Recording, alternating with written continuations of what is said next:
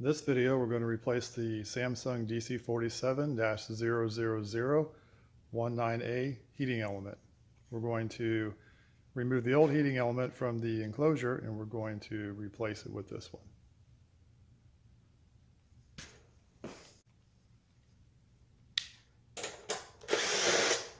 Take the screws out that hold the element assembly together.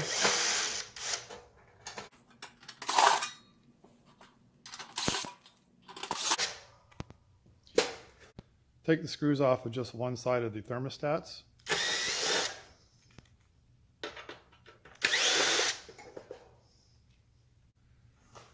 Straighten out these tabs here that lock the front side of the assembly together. You can use needle nose pliers or some type of pliers. Sometimes you have to get it started with a screwdriver.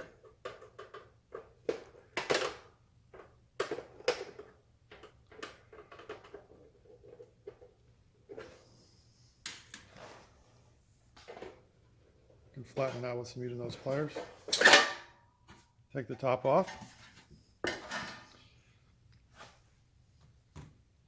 Terminals that come out here need to be straightened out because there's little locking tabs on the side. You need to flatten them out so that they can be pushed through the insulator. Pull them through like this.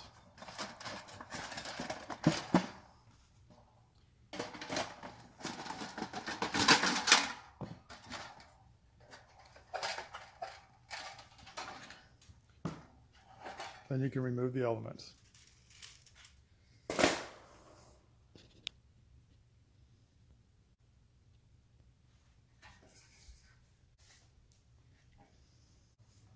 Okay. The old assembly is clean and we're ready to insert the new element.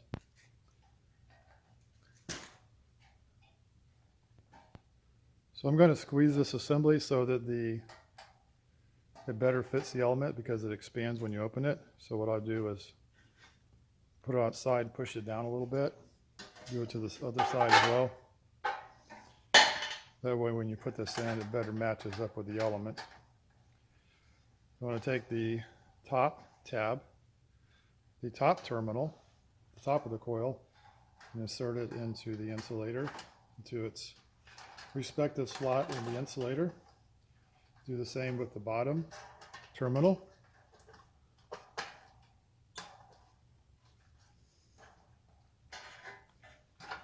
I have these locking tabs here again that we had to straighten out before.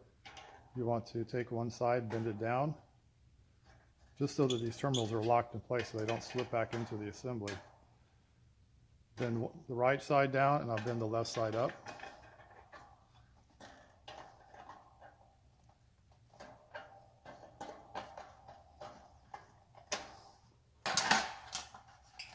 And that locks them in place.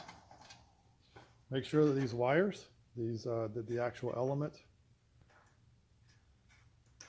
itself is not grounded and not touching anything. It needs to be insulated and floating electrically. Just make sure that the wire for the coil is not touching anything.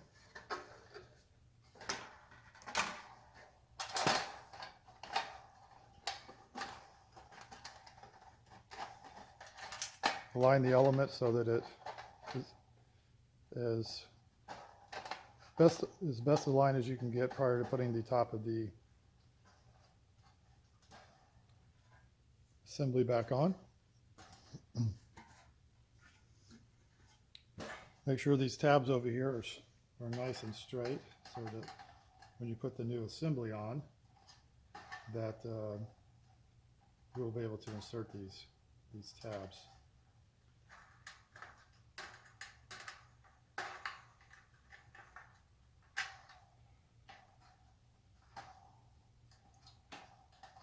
If they're not straight, sometimes they're difficult to get back into the top of the assembly.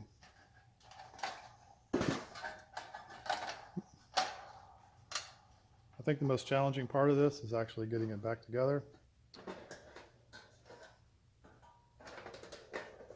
Put it back together, make sure the thermostats are on the outside. You don't want to get them locked on the inside because you have to screw them back in, screw the top of the thermostats back in.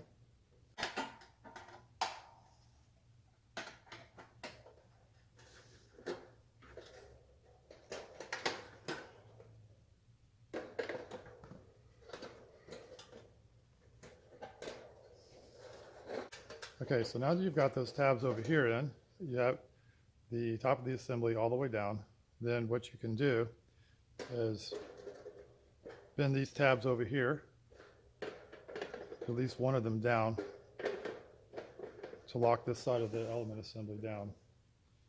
And now it's very important when you put these screws back in that you put the screws in a way that it also goes through this part of the element here. It has to go through those holes in order to lock the element in place within the element assembly. So reach inside, and I'm going to reach inside until I can line this up, until this lines up, so that hole right there is visible. See all the way through it. Well, what you're looking at is this right here. You're actually looking at this hole right here in the element.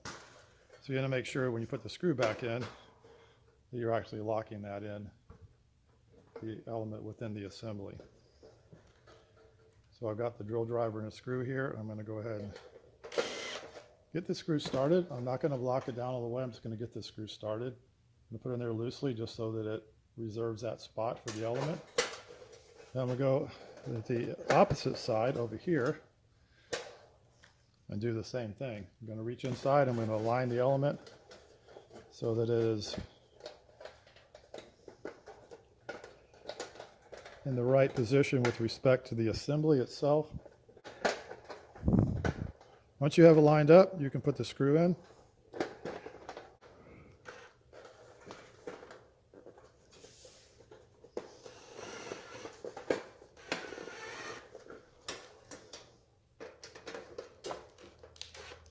Again, you want to put the screw in loosely just to reserve that spot. All right, you can just go over and do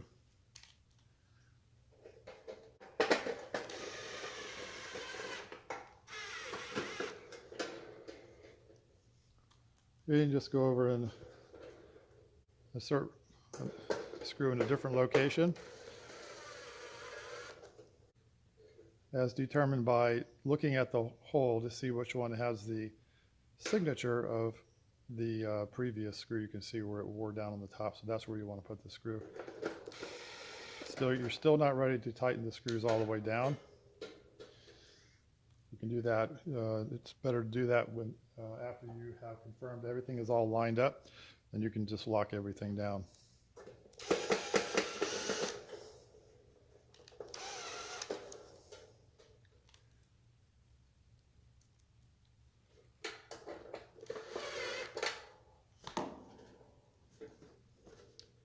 Okay.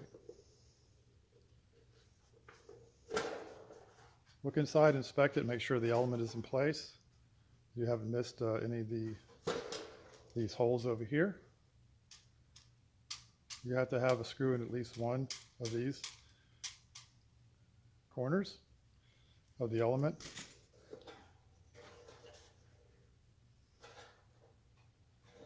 Setting it in place within the assembly. So now that I've confirmed that, I'm going to go ahead and tighten these screws.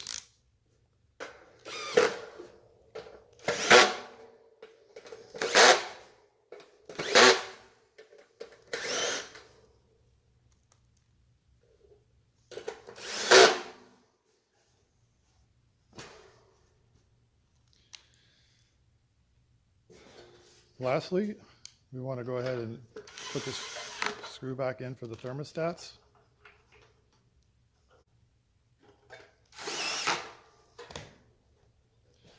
All right, it's all back together, and what I like to do this as a rule of thumb.